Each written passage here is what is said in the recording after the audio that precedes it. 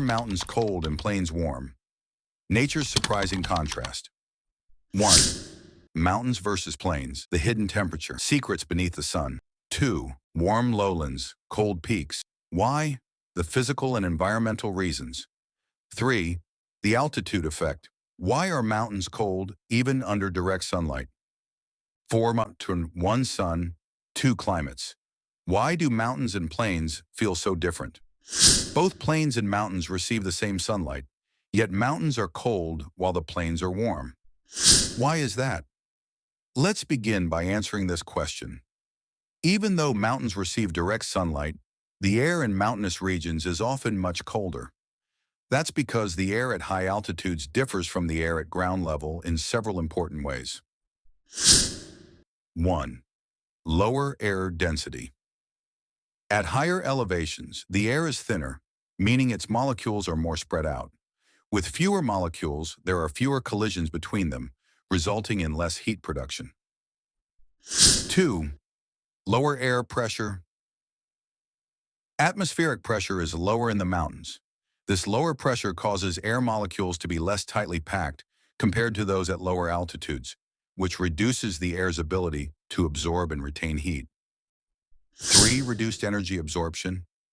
The sun sends energy to Earth in the form of radiation, but in mountainous regions, the thin air limits heat absorption. So while the ground may warm up, the surrounding air remains cold. 4. Weaker heat transfer from ground to air. Near the ground, the sun heats the surface, and the surface then transfers heat to the air. In the mountains, this heat transfer is weaker due to the thin atmosphere. 5. Presence of snow. Mountains are often covered in snow, which reflects sunlight instead of absorbing it. This reflection keeps the surface cooler and limits warming. A closer look. Air density, pressure, and the way solar energy spreads all play a key role. At lower altitudes, the air is denser. Its molecules are closer together. This closeness leads to more collisions and greater energy exchange, which warms the air.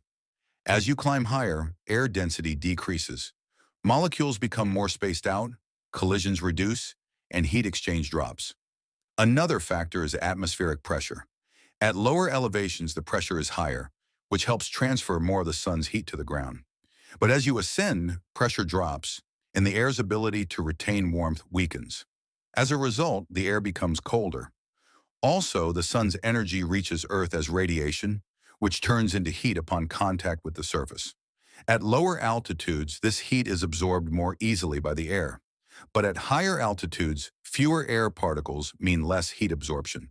That's why mountain air is colder, and why snow tends to last longer in high-altitude regions. Conclusion. Mountains are cold not because they receive less sunlight, but because of lower air density, reduced pressure, weaker heat transfer, and reflective snow. These physical and environmental factors combine to keep mountain air chilly,